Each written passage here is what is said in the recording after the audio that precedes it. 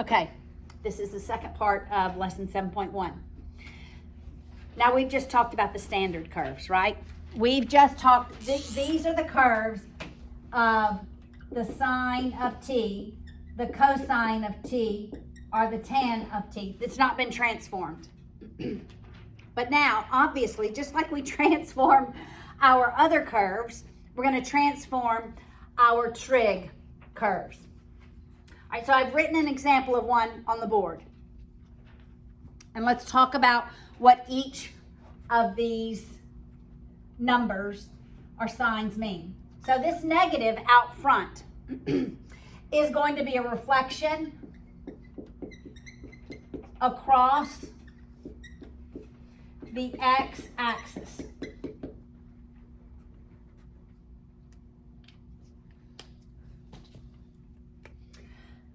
So if I were just graphing negative sine of t, that would be a reflection across the x-axis. Normally the sine starts at 0 and goes up, right?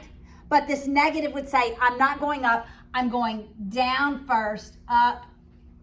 So that's what a reflection for the sine would look like.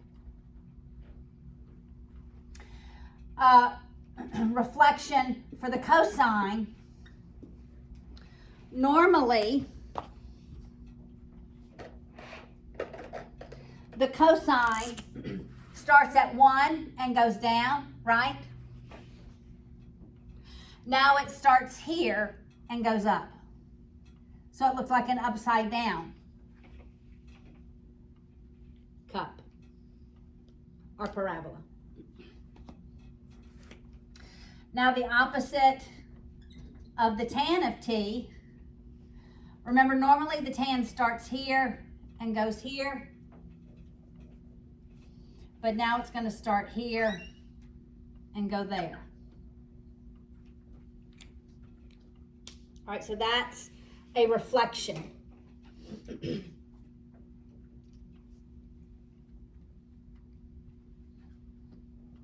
Across the x-axis. It's a vertical reflection, right? Vertical, because it moves vertically. All right.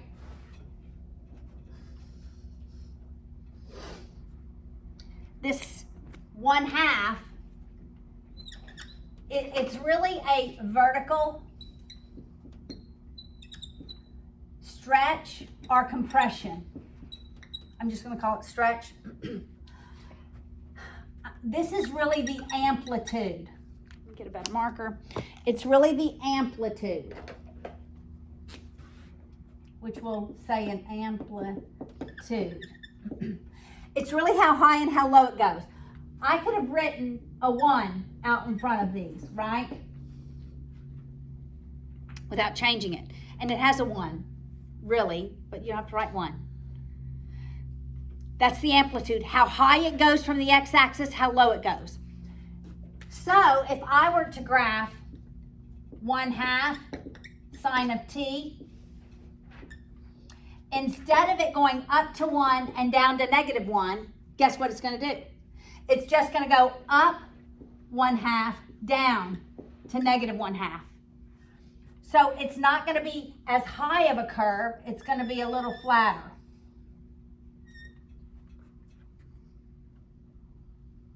So this 1/2 is a vertical stretch or compression. Now, if I were to do 4 cosine of t, then that tells me it's not just going up to 1, it's going up to 4 and down to -4. So this would be a very tall one or deep. A stretch for the tangent is less evident. We should graph a couple. We're going to graph a couple of these in our calculators. Do you have your calculators? Let's, in our calculators, we haven't used our calculators much, have we? Let's come back to this at the end. How about that? Can we come back to it? The stretch, and we'll see it so that I can at least get through this. All right. But a big number would pull it closer to the x-axis. A smaller number would move it slightly, fatten it a little bit. But it's still going to have these asymptotes where it's undefined.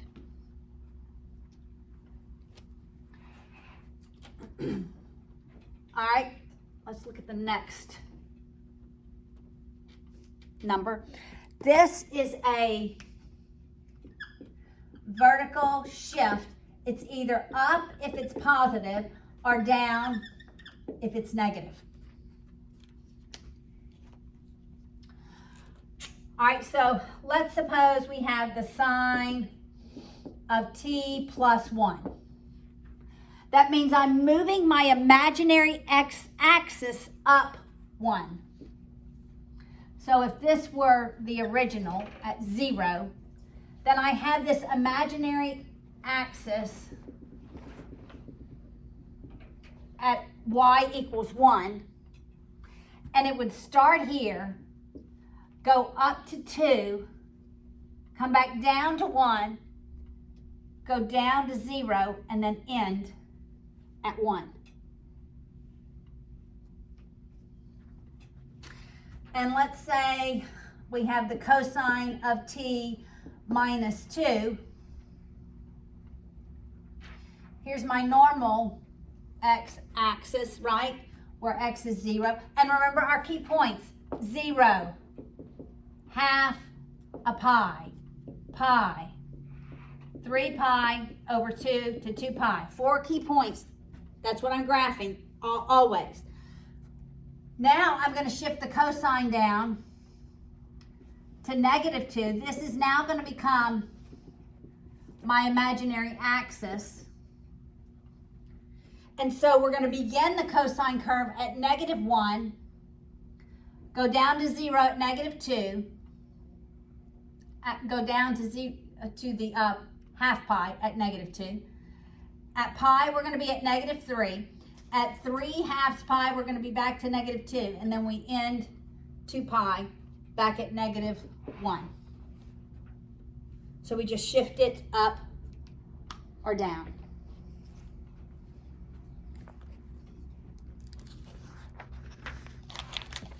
All right, so look at example 4 on page 481. The tangent moves to. What part of the tangent moves? This part right here, this 0, moves up or down. That's where you're moving the tan curve. Got it? All right.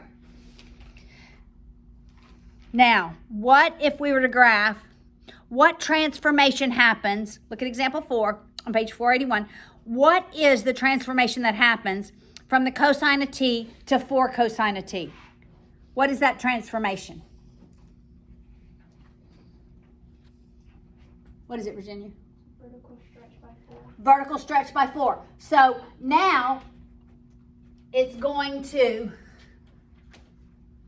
start at 4 and go down to negative 4.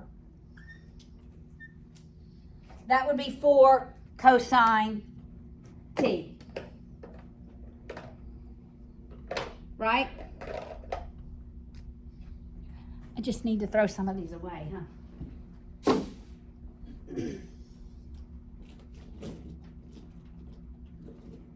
All right? So that's example 4. It's a vertical stretch by 4. Now look at example 5. Example 5 says to graph negative 1/2 sine of t. And it gives us an interval on which to graph it. So it wants us to graph it from negative 2 pi to positive 2 pi. You see that where it gives you the interval?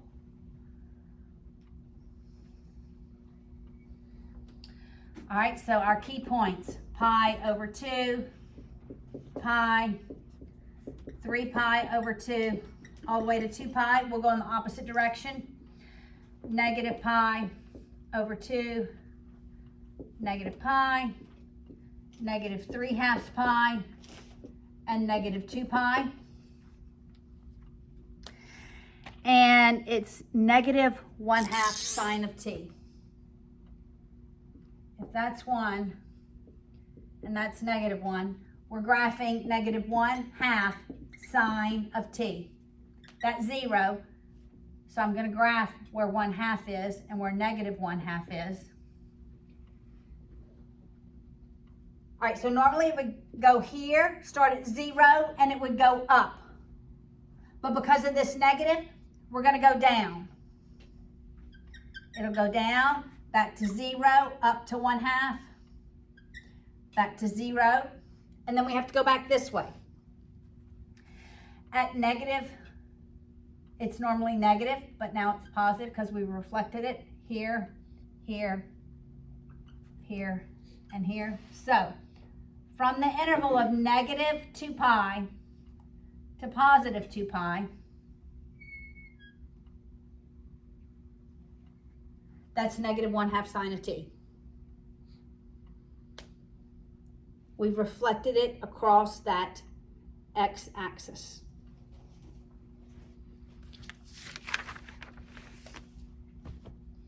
All right, the last part of this lesson is on even and odd functions. All right, look on page 483. There's a table.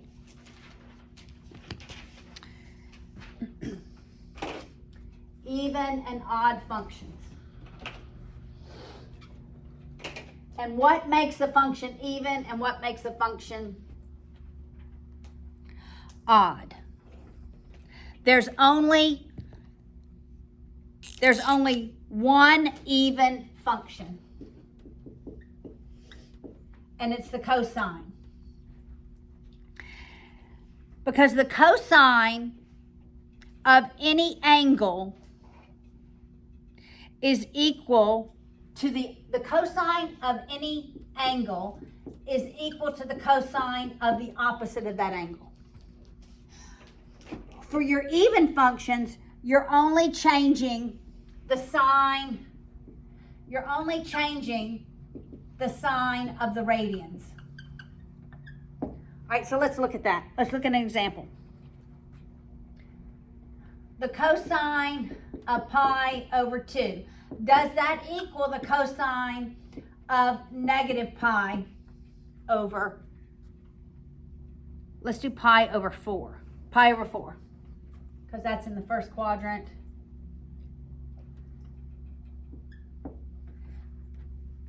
All right, what's the cosine of pi over 4? It's in the first quadrant, so it's going to be positive.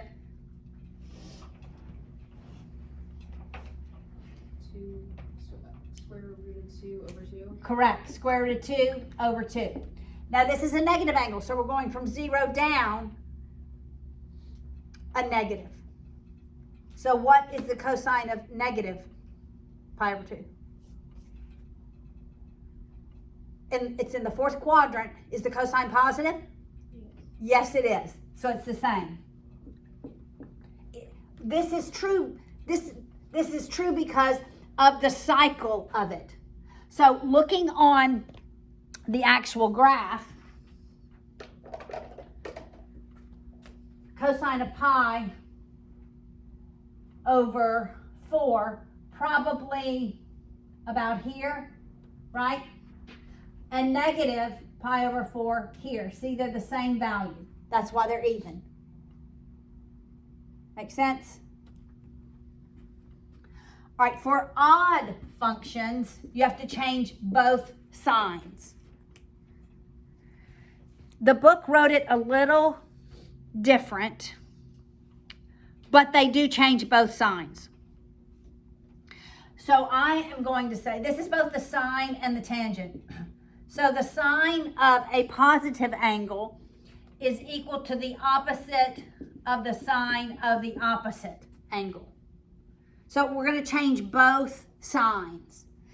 They wrote this angle negative, and made the angle positive here.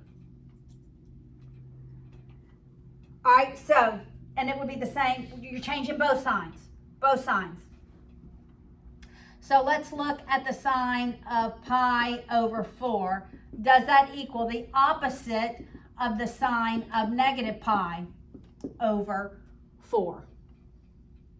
All right, what's the sign of pi over 4?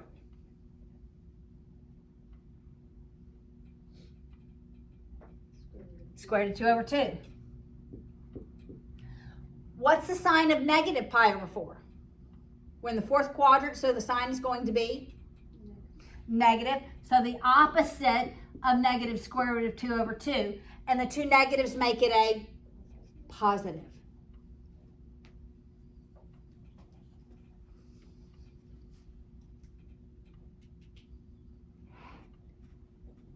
If you begin with a negative angle, then it would equal the negative sign of that positive angle. As long as you're changing both this sign and this sign for your odd functions. For your even functions, you're just changing the radians, the sign of the radians. All right, makes sense? The tangent is also an odd. So the tan of pi over 4 equals the opposite of the tan of negative pi over 4. The tan at pi over 4 is 1. At negative pi over 4, it would be negative 1. And again, the two negatives make a positive.